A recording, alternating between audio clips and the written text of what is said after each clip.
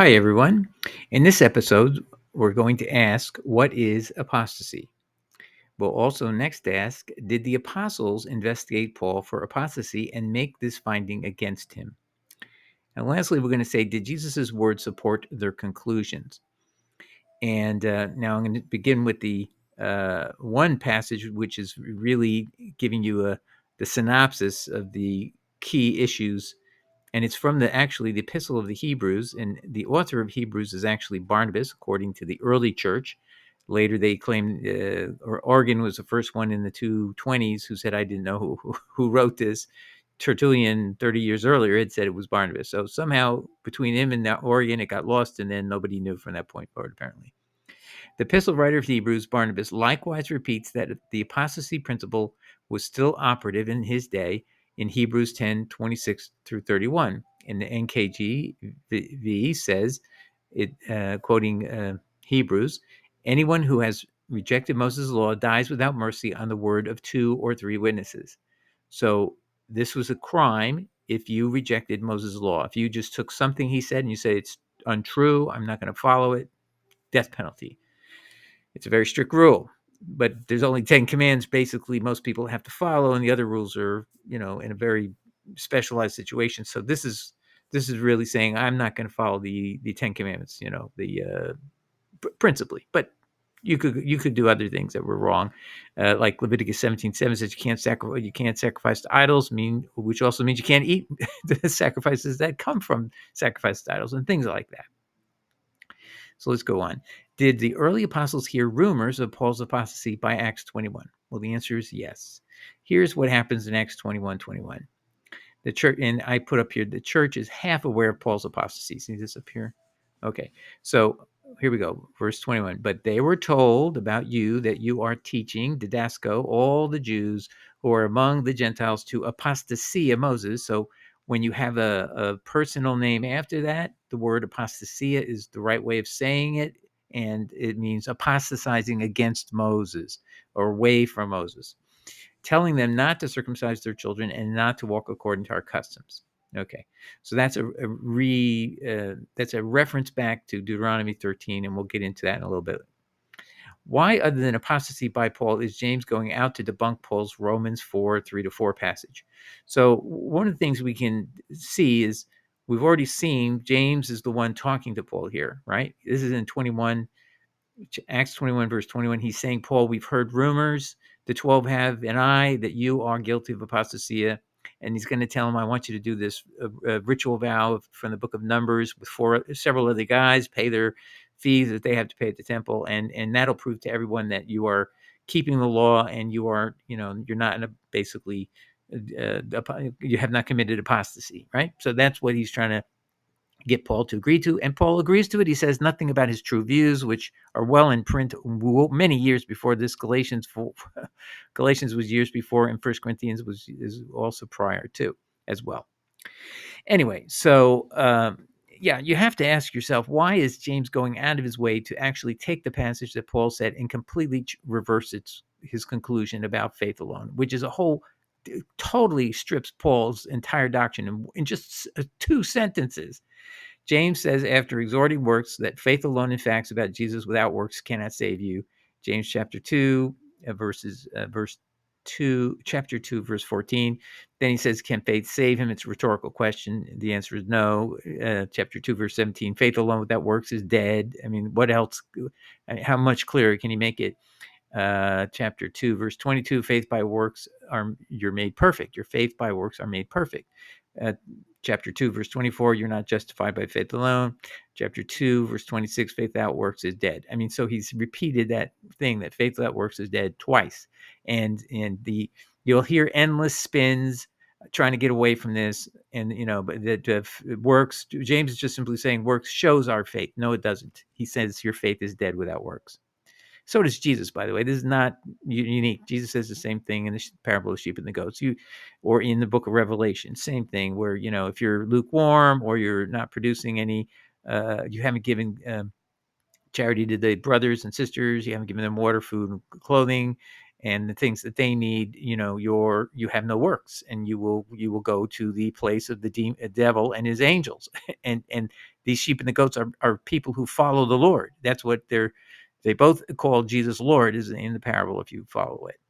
And here's Luther basically insightfully putting it so simple that, even a very it's just so obvious. And then just listen to this, and then anytime somebody tries to tell you that they're compatible, they're fooling themselves. They're deluding themselves. So let's see what Luther said, because he puts the verses one against the other, and that's how you could tell.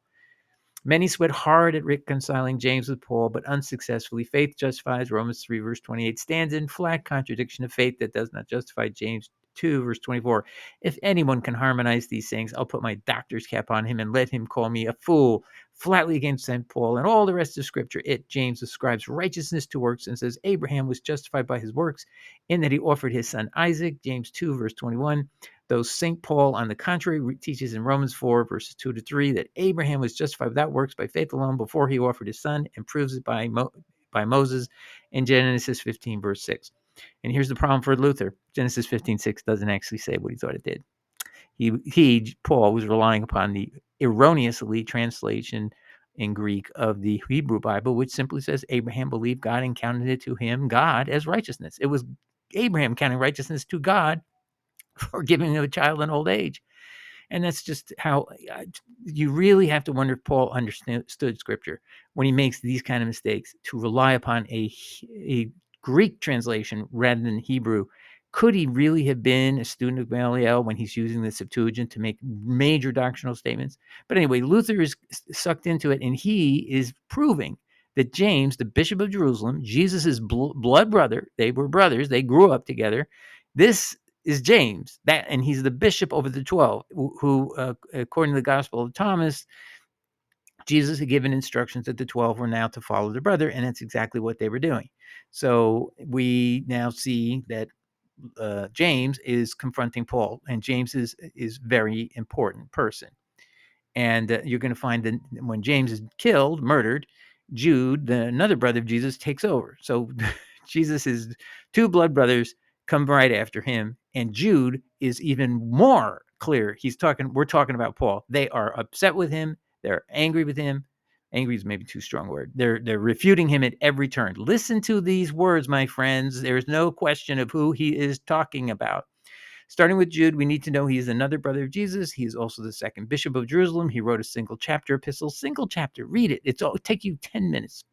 It is bluntly referencing an ungodly person who has perverted God's grace to open a door for licentiousness. Who could this be about? Jude provides context that clarifies this as one who is a, quote, wolf in sheep's clothing, wolf in sheep's clothing, meaning he's a person who claims to be a Christian, but he's really inside a wolf, which actually is a way of depicting the Benjamite wolf of Deuteronomy 49:27 and Genesis 49:27. We have a whole episode on that recently. And then he says, with a lawless doctrine that twists God's, quote, grace into licentiousness, end of quote again, and who shares the lessons of Balaam. And that's important for you to know. He didn't pick Balaam out of the hat. The latter aspect, Balaam, clearly refers to Paul, because Paul taught Balaam's doctrine, which Jesus references and then condemns, as discussed in Revelation 2, verse 14. Paul says in two passages that it's inherently okay to eat meat sacrificed to idols, although not expedient when around a brother who thinks it's wrong. But he otherwise says, I won't eat around a brother who thinks it's wrong for his conscience sake, but not my own. So he's clear that he's going to go home and eat that idol meat. And remember, Leviticus 17:7 says you can't sacrifice to idols, and it implies and says other places you're not supposed to eat that meat either. And Jesus clearly states that's true. And Balaam was actually killed and executed by Moses for teaching the people of the children of Israel they could eat meat sacrificed to idols. And do you know Balaam was a true prophet of God? He was a true prophet of God who then turned and apostatized against God's word and taught it was okay to eat meat sacrificed to idols. And that's why Jude is bringing this up. It's a complete parallel to Paul. So there's an actual historical figure in the past, in Jewish history, of a false prophet, now a prophet who was a true prophet, and then apostatizes by teaching it's okay to eat meat sacrificed to idols. And Paul does the exact same thing, and Jesus condemns it unequivocally in Revelation 2:14 and a couple of other places. Paul unequivocally authorizes it in 1 Corinthians 10, verses 28-29, and 1 Corinthians 8, 4-12. We are definitely talking about a person who the church regards as an apostate. So that Acts 21 verse 21 was just the beginning. They found something out. We're going to get into it. So here's George Reber, a Paul defender, and listen to this. Thus, without any doubt, Jude is pointing right at Paul. Accordingly, George Reber, a Paul defender in the Christ of Paul, 1876. You should really open this up and read this because I'm just giving you one snippet. He says defensively, quote, the epistle of Jude is nothing but a bolt hurled at the head of Paul. Who is Jude and who is Paul? Jude is the brother of Jesus. He's the second bishop of Jerusalem, appointed by the remaining apostles at that time to be in that position. And you're supposed to take Paul and put him above Jude. I'm sorry. If Paul is teaching contrary to Jesus, the right and our alleged right of Christians to eat meat sacrificed to idols, and John brings us a message of Jesus Christ in 96 AD, which Paul's dead about 30 years, clearly condemning Paul for that very thing. Well, Paul clearly is being condemned by Jesus too. So you not only have James, the brother of Jesus, condemning Paul and proving he was wrong about the faith alone doctrine from Genesis 15:6 by his complete misreading of the passage, and Jude is condemning Paul for all his doctrines on faith alone. And then Jesus condemns Paul in Revelation 2, chapter 2 about eating meat sacrificed to idols. They're piling on this guy, and we are never told any of this. We're just led to believe that Paul is just a wonderful guy. Everybody loves him. But I'm going to show you the scholarship came around to realize that the book of Revelation is extraordinarily anti-Paul because of that passage I just read you. Christian professor Ezra Palmer Gould in a book entitled The Biblical Theology of the New Testament, Macmillan, 1900. So this is how many years ago? 122 years ago. The church, the Protestant church was very aware of this. It had come out in 1830 by a guy named Bauer. So 70 years later, the consensus was the book of Revelation was anti-Paul. Now, of course, what have they decided? Let's not talk about it anymore. Just be quiet. Nobody will know. So they've been quiet and just pretended they don't know about it anymore. And he says this, the apocalypse, which is now called Revelation, written by Apostle John, represents an unqualified opposition to Paul. The apocalypse is anti-Pauline, page 125. Revelation is a writing distinctly anti-Pauline, page 131. Just take it's on books.google.com. You can read the whole thing. And here's Ernest Renown talking about the same thing. The second and third chapter of the Apocalypse of Revelation are a cry of hatred against Paul. Now, Renown is, if you follow the book, he's like a defender. He wrote a book entitled St. Paul, 1869. He starts the book trying to prove Paul is his hero. But as he goes and he's reading this stuff, he's not convinced yet. But eventually he's going to come around and say, yeah, I have to concede, you know what, we need to follow the words of Jesus. And Paul has been a hidden rock or stumbling stone. But right here, he is defending Paul to the hilt by accusing the apostles and Jesus even of hating Paul. Well, actually, just the apostles. He accuses of hating Paul. The second and third chapters of the Apocalypse are a cry of hatred against Paul and his friends. This church of Ephesus, in Ephesus is chapter 2 of Revelation, is praised for having tried those who say they are apostles and are not, for having found them liars. And what is that a reference to? Why is that a reference to something that we know happened in Acts? Well, in Acts 19, the synagogue at Ephesus, where for many months Paul had convinced many there to follow Jesus Christ. And so he had persuaded apparently the leadership, but suddenly for no reason, and Luke doesn't tell us what was the reason, they suddenly say, get out of here, Paul.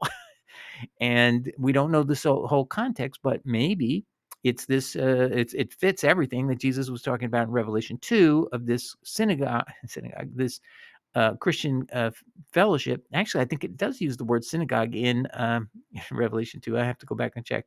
But regardless, it now is operating as a Christian group, or at least was persuaded to be many Christians, and now they're throwing Paul out.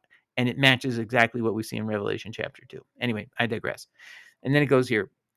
Jesus says, but I have a few things against you. The divine voice says to Pergamos, meaning Jesus, Renown is saying, because you have them that hold the doctrine of Balaam to eat things sacrificed to idols. So that's what Jesus is saying in Revelation 2. And Renown is saying, you're just bringing up these things to bring up dirt against Paul. You guys hate him. You hate him. But Paul does say that. So, and Balaam did say that, and Jesus says that. So it's just doesn't fit. And I think Renan realized he was making arguments that were unsupportable, meaning Jesus did say it's wrong to eat meat sacrificed to idols, and Paul did say it was okay to eat meat sacrificed to idols. So even if this were made up from hate, it's still true. But I don't think there's hate here.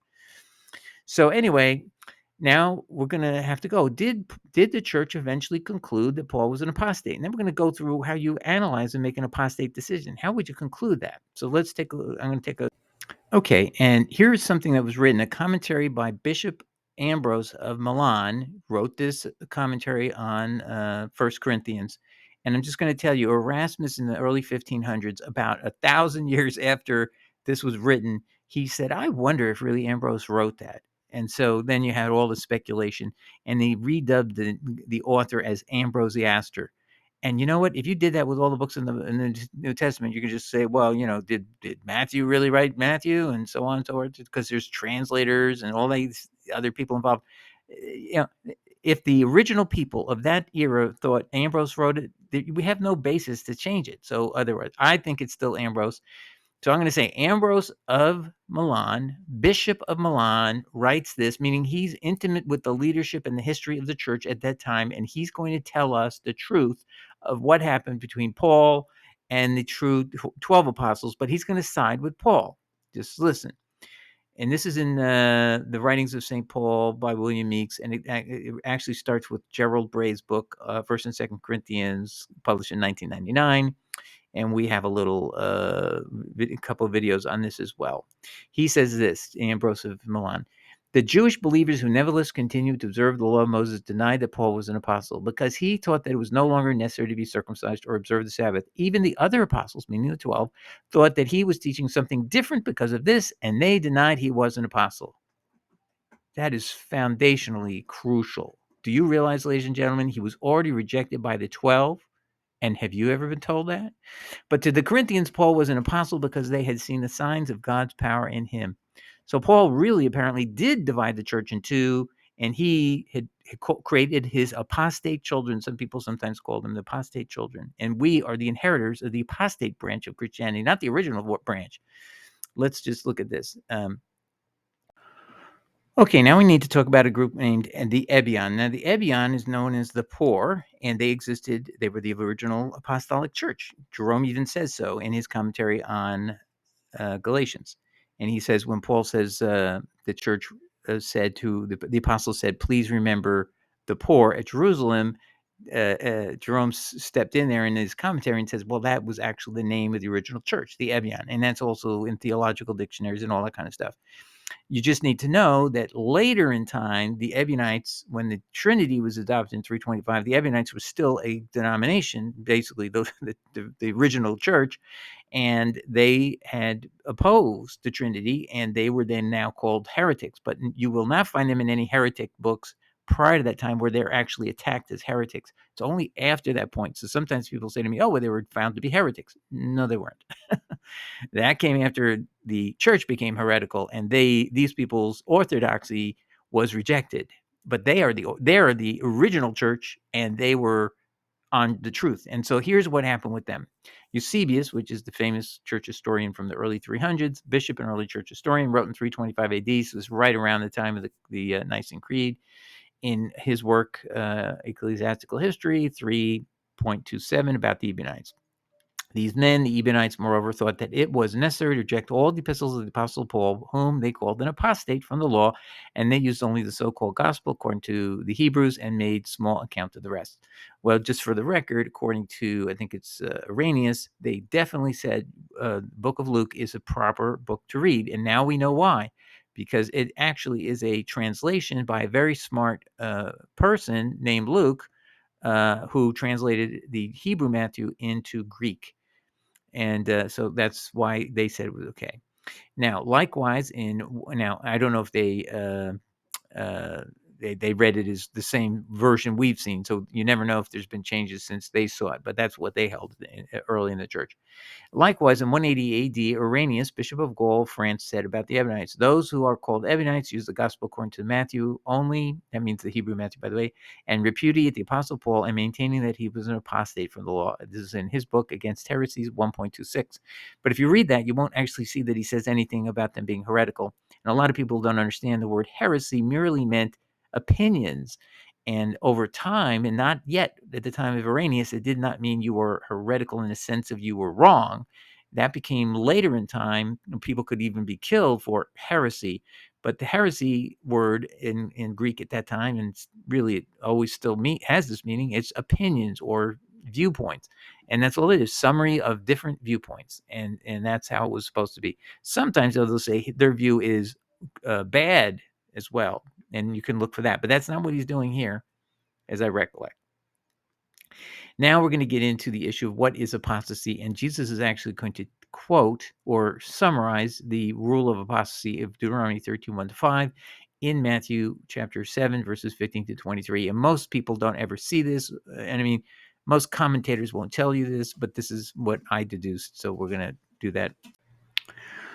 All right, so we're going to take a breakdown in here. Let's take a look here. So I want to, before we read it, I want you to understand this is the Greek has very interesting rules of grammar. So the word apostasy, read this, here it says, now apostasy is always apostasy from someone. And this is a book by Theo A.W. van der Loo in Transformation of the Septuagint. So that's the Greek translation of the Hebrew Bible in 257 BC, and he writes in 2007 at 173 to 74 that usually the word apostasy is from someone. Now, how would you express it? So remember we showed you Acts 21:21, it said apostasy of Moses. Now, what if it said you wanted to just say apostasy without using a from someone? Okay, turning that apostasy Moses means you turn people away from Moses. See? Now, what if you just wanted to say someone's apostate, but you don't have a person you want to say it's from? Then the word is anomia, and it's going to be important. So the synonym for apostasy, when you don't have a direct object person, is simply the word anomia. And that's important because Jesus is going to use it here, and that's how you can unlock that he is actually paraphrasing Deuteronomy 13:1-5. So with that in mind, so realize anomia means apostasy when there's no direct object person. That's what I'm trying to say. All right, so where does the first element on the left side, prophet give thee a sign and wonder, connect to the thought of Jesus on Matthew 7? It's over there where he's talking about you do mighty works. So a prophet gives you signs and wonders. And over here, Jesus is talking, beware false prophets. Many will say to me in that day, Lord, Lord, did we not prophesy by your name and by thy name cast out demons, and by thy name do mighty works? So these are what? Signs and wonders that correspond to Deuteronomy 13. Next, beware false prophets. Where's that linked over on the left? If you read verse 2 of Deuteronomy 13, it says, and the sign and wonder comes to pass, meaning the prophecy comes true, misleading you into a life of apostasy, of denying God's true words because you have a false prophet. Not because his prophecy didn't come true, it came true, but his goal was to get you to believe that God's law had been abrogated, and that makes him a false prophet on the apostasy ground, which is much more serious than just being wrong in a prophecy. And the third thing, let's see what else. Oh, yeah. So now we have another thing that's going on, sub rosa, meaning a little bit underneath the surface here, is the person who's going to end up being, depart from me, I never knew you, is somebody who has faith alone. Lord, Lord, calling him Kyrios right there. See? So many will say to me in that day, faith alone. We believed in you. We believed in facts about you. We thought you were the Lord, but we didn't obey you. We were teaching anomia. We were teaching apostasy. And they're claiming, hey, wait a minute, we prophesied in your name and we cast out demons, we did all these mighty works, and Jesus going to say, those are signs and wonders that don't count for anything. If you're an apostate, we're going to reject you. Okay. And then, all right, next, what do we find? So if we go down to verse 5 on the Deuteronomy list, we'll see the prophet has spoken to seduce you from the way which Jehovah God commanded you to walk in. So apostasy here, away from Yahweh, is the point. and it says, seduce you from what Yahweh commanded. That's what it's saying. And that's anybody who's teaching you God's law has somehow been temporary, was schoolmaster, and goes away. And Jesus is going to say, I will profess to them, I never knew you, depart from me, you who work ANOMIA, which means apostatize away from Yahweh. Remember, I showed you ANOMIA, standing alone with no direct object person, stands for the word, means the same thing as apostasy. And that was deduced by the scholars, incidentally, from looking at Isaiah, where I think it's chapter 1, verse 5 in the Greek Septuagint, and that's how they deduced it, because the word for apostasy was being translated by anomia. So that's how that works. Now let's turn to Paul and see, is he an apostate? Well, it's very obvious in the very first panel. Here he is. Here you have, look on the right, Yahweh on the law. The law, Moses, the law of Moses is repeated 11 times to be eternal for all generations. All the sites are here. Exodus, twice, Leviticus 1, 2, 3, 4, 5, 6, 7, 8 times, and one time in Numbers. 11 times, right? Well, what's the greatest apostasy against something that's eternal? You say it's temporary. Go over to Paul. Galatians 3, verses 24 to 27. Wherefore, the law was our schoolmaster to bring us unto Christ, that we might be justified by faith. But after that faith is come, we are no longer under schoolmaster. So he's saying it's temporary, completely contrary. And why would God say it 11 times and allow this guy to come along and say it's not true? Okay, so now let's take a look at the next slide here. And we'll show you these as complete apostasy here. Yahweh, to Sinai, when he gave the 10 Commandments, he did it personally. It's referenced several times. Yahweh spoke. So Yahweh's voice was clearly quoted multiple times by Moses. And what does Paul say? Instead of that, he makes up something that even the Pharisees never invented this myth. The law was given to a mediator, Moses, by angels, who he then later says are no gods. And later it says they're weak and beggarly elements being a term to refer to angels, according to Vincent, both in Hebrew and Greek thought. And this is in Galatians 3, verse 19, chapter 4, verses 8 to 9. And Paul uses that to then say, why do you Galatians want to obey Sabbath, and thereby become bondage again to those who are no gods and are weak and beggarly elements, meaning the angels? And again, he's basically saying that God did not give the law at Sinai. He's basically then eviscerated, the law is 5 books. So he's saying all 5 books, that's called the law, was given by angels. So by saying this and affirming it as true and basically telling Gentiles who are stupid, who don't know the Exodus 20, they're going to believe the whole law wasn't even valid from inception because it was given by angels. And Paul says, these are guardians who held us in bondage. So these angels, and that's in Galatians 4:3, these angels were not friendly to us. They were our slave masters. We were enslaved by the law. It wasn't a freedom, or the Jews were. And so, by the way, this is blasphemy of God, just to be very frank. And so if you repeat any of this and you taught this, if you've ever taught this, you're not going to heaven, buddy.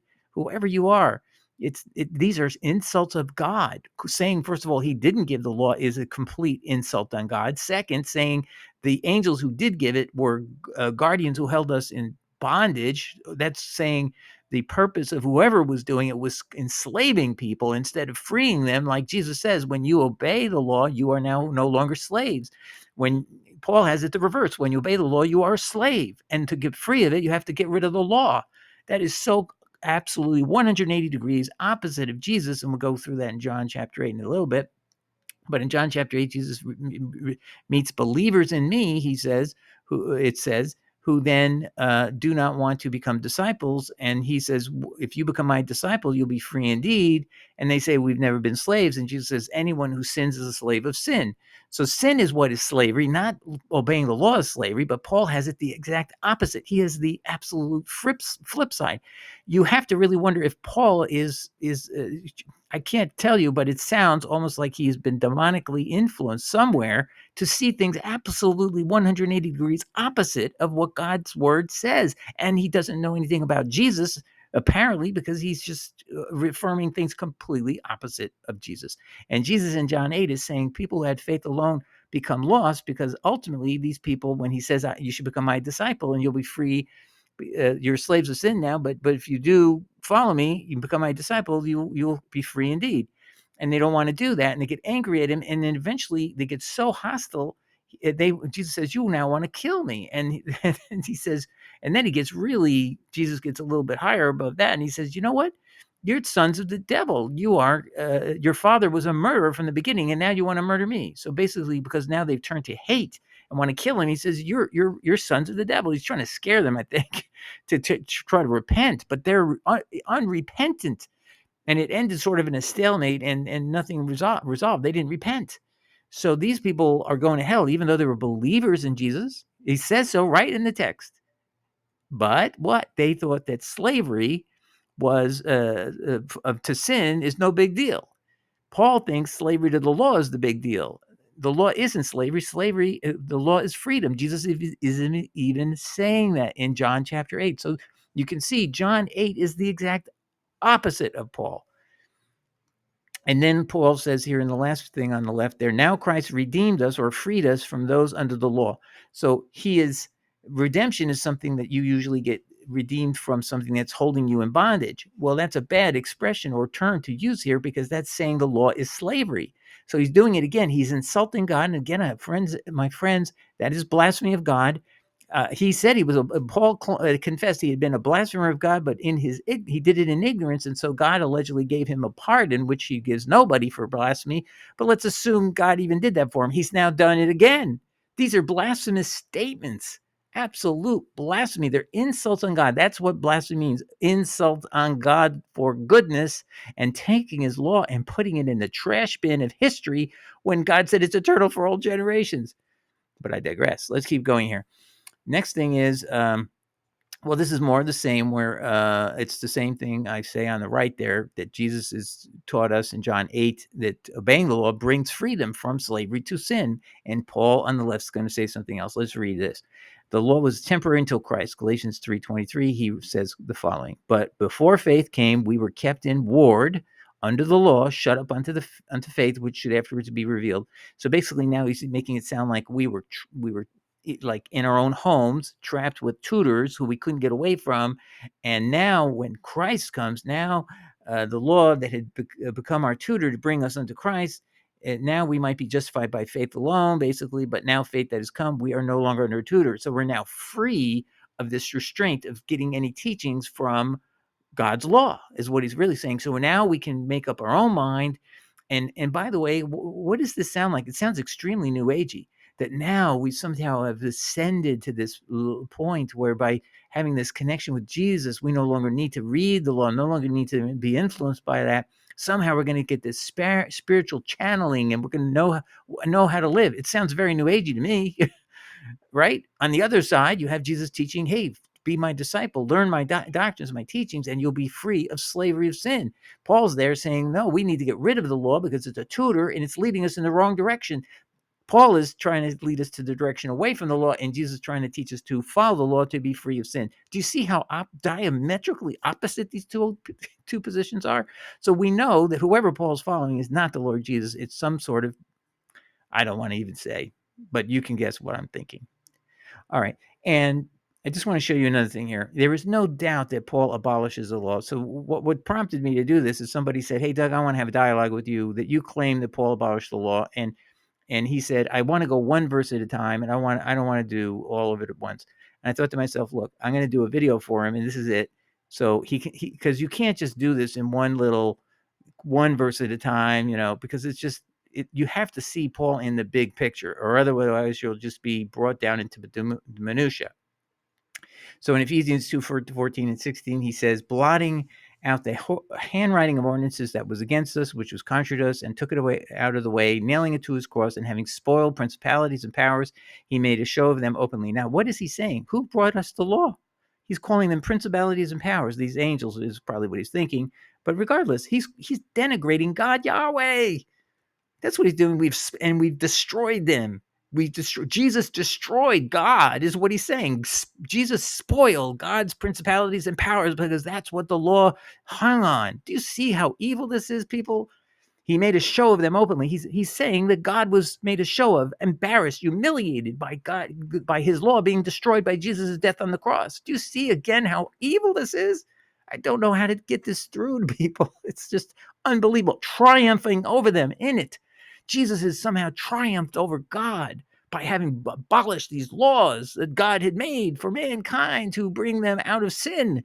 This is just absolutely blasphemous on top of blasphemy on blasphemy on blasphemy.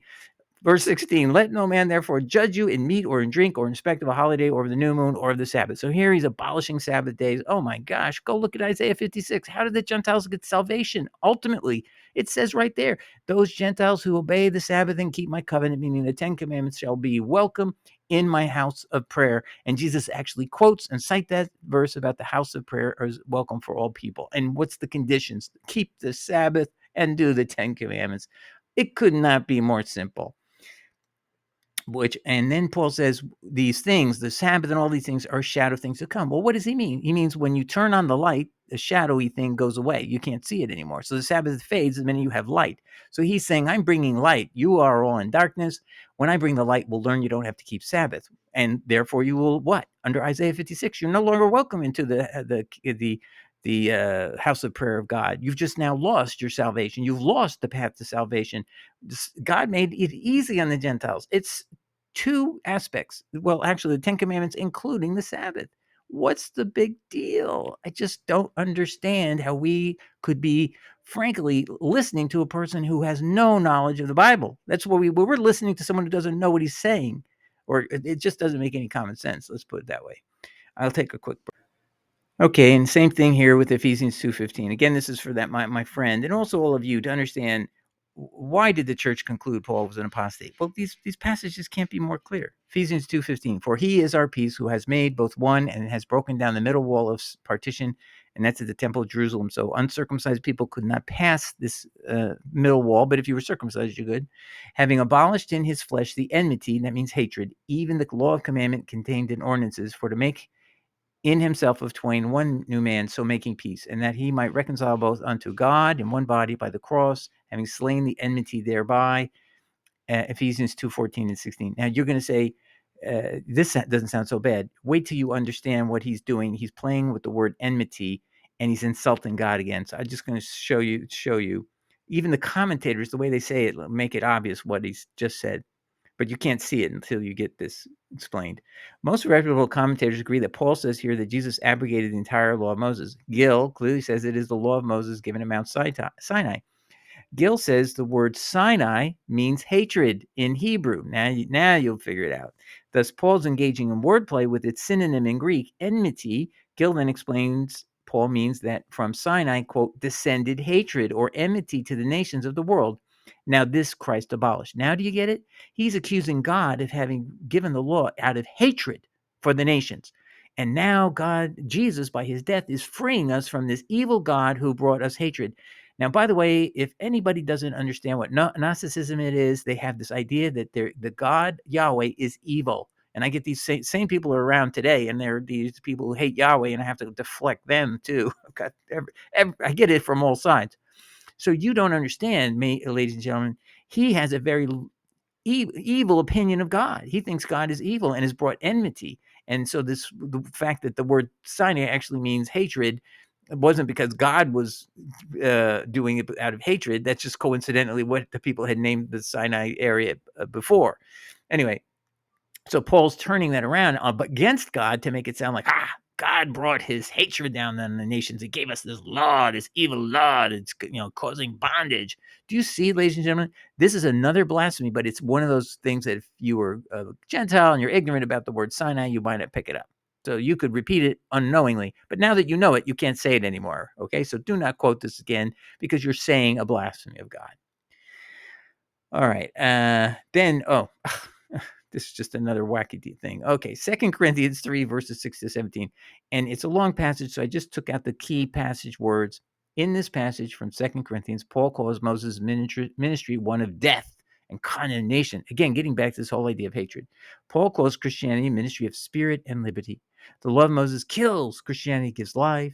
Incidentally, Paul's reasoning is dubious at best. I mean, yeah, it's Moses is also giving life. In fact, it says so in the Bible. It says the word of God is life, will be life to us if we obey it.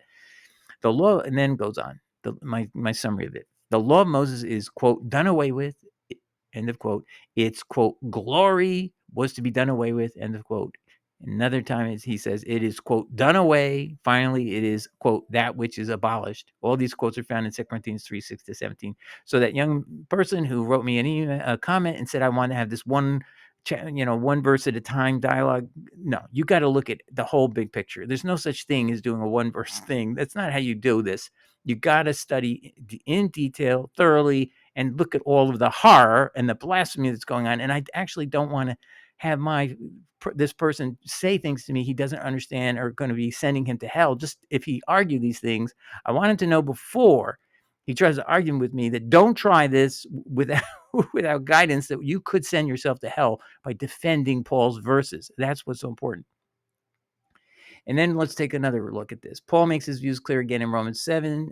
Paul says he is addressing those who know the law, and most people say he's addressing a Jewish audience in Rome. Paul then teaches that the Jews under the law are the same as if Israel were wife of God. When Jesus died, the husband died, then this, quote, releases the bride, that is the Jews, from the law. Romans 7, verse 2. The Jews are now free to remarry another. In this instance, they can now join with the resurrected Jesus, who no longer offers the law to follow. The law instead, Paul says, is a bond to the dead husband God, applying Paul's analogy. And by the way, the scholars go, this could not have been meant the way Paul said it, that God is now dead. So that's why the Jewish people could now marry Jesus. And by the way, he's insulted him every which way to Sunday. So saying that God is dead is not surprising.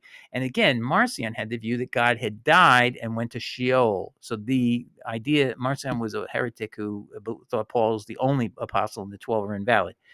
So that's, and he came about in 140 AD. So it's about 100 years after the ascension of Jesus, or close to 100 and some odd years after the ascension. Anyway, let's continue. There's no doubt of Paul's meaning in Romans 7:2. Why do I say that? The word translated as releases is from the Greek katarge. Paul uses the same Greek word in Romans 6:6. There he prays that the body of sin, quote, may be destroyed. So katarge means destroy there, and uses the word katarge to mean destroyed, abolished, typically. So katarge means in Greek to bring to nothing or do away with something. It is the same word Paul uses in Ephesians 2:15 to say the law was, quote, abolished. So katarge is also this word releases. So I think the word releases is really not catching it. So what he's really saying is when the husband dies, this destroys the bond between the wife and the husband to the law that existed between the wife and husband. So this is very clearly, again, more proof. My friend who wrote me and said, let's have this dialogue on verse by verse. No. You got to see the big picture every time. And then I did a little update in it. Some claim Paul did not mean the law given Moses in Romans 7, but the law generically. However, there is no doubt that the law here means the 10 Commandments, for in Romans 7, verses 6-7, Paul refers to the law against coveting your neighbor's goods. That's in the 10 Commandments, if you don't know that.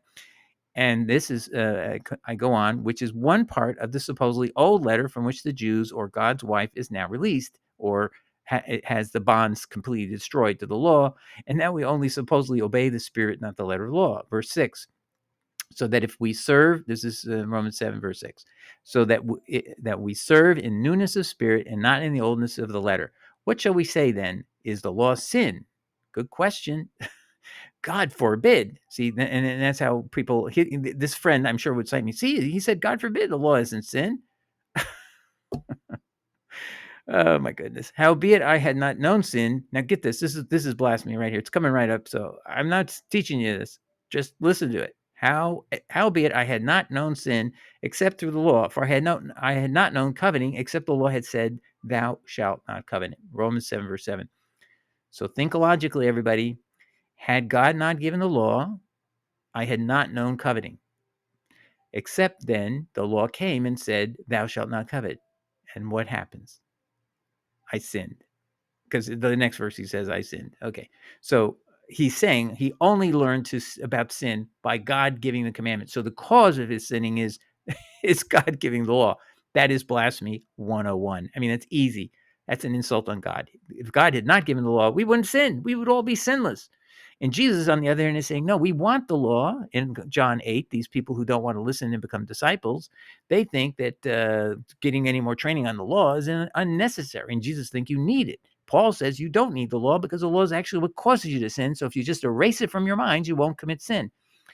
And to be very honest with you, everybody, I hate to tell you what this means. Paul has a psychopathic mentality, which means, and you're going to say, oh, that's so insulting. But trust me, not trust me, understand psychopaths believe that there is no law, that they make up their own laws. They're beyond the law. They don't have any law from God. It's all whatever they want to do. And that's exactly what Paul's made up as a doctrine. And we have proof of that. Here's what he gives as the new morality in its place. He says that the new morality is what is obvious is wrong to a person led by the Spirit, Galatians 5:19. So let me just say the word obvious is not a good test of what's right and wrong, because our human nature is to justify the unjustifiable and just say, oh, that's okay. I can do this. I can do that. That's why the law is there, to guide us and limit us from committing sins in God's eyes. The general test is, Paul says, all things are lawful, but not all things are necessarily expedient. 1 Corinthians 6, verse 12. And he repeats that in 1 Corinthians 10, verse 23, but a little truncated. He says, all things are lawful for me.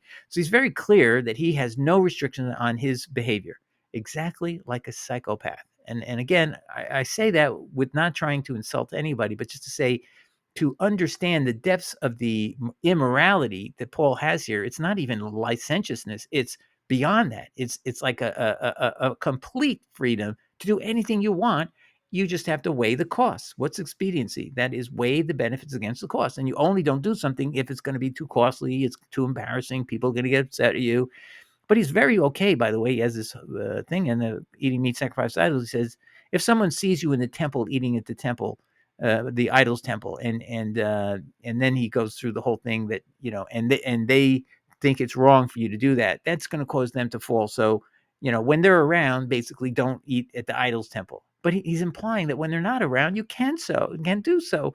What kind of person would say that who's a follower of Yeshua and is a believer in Yahweh? It's just off the wall crazy, people. I'm just saying. And then he says in Romans 14, verse 22, happy is he who does not condemn himself in that thing which he allows. So basically, if you can rationalize it, you're okay. So long as you don't feel guilty, you're okay. That's a psychopathic mentality. Anything goes. I can kill and slaughter people if I wanted to because there's no limits, as long as the benefits outweigh the costs, or the costs don't outweigh the benefits. Let's put it that way. All right, so we'll get into the next episode. We're going to do why would God allow an apostate prophet that tempts us to deny God's words in the law and prophets? And the answer is going to be in the Mosaic law and apostasy. God says he allows false prophets to prove us, to test us whether we love God with our whole heart, mind, and soul, which is we must reject them, the false prophets, and not listen to them. So God is using Paul as a test of you. And this episode is trying to help you make a good decision to reject Paul, because that's what God always intended for you to do. For some reason, the early church rulings were ignored or put under the rug because the Gentile church broke away from the Ebionites, and they tried to go on their own, and without any rules, without any controls over what you put in the quote canon. That's what you end up. You get the Bible we have today. It's a completely Gentile sourced text. It's not the way the original Gospels were combined by the original church. This is not a Bible from our original church. This is a Gentile church that you could literally put an apostate in there and nobody cares. And that's where we are. We have a church, we have a Bible that is filled with apostate literature from Paul. And yet nobody seems to care about it. And you can point it out, and they'll say, well, times have changed. He met Jesus on the road to Damascus. And the answer to that is simply can't be. Jesus said, I'm not coming back. I'm not going to go be on a wilderness road. Once I ascend, I'm not coming back until every eye sees me in a return. And that ends that whole argument out the window. That's Matthew 24. That closes the door on Paul forever. He can't overcome that. And he didn't even understand that. All right. Anyway, God bless everybody. I hope this helps everybody. And we'll see you in the next episode, which will go into more depth on Deuteronomy 13, 1-5, and prove that God tests us by allowing false prophets. All right. God bless. Take care. Ciao. Bye.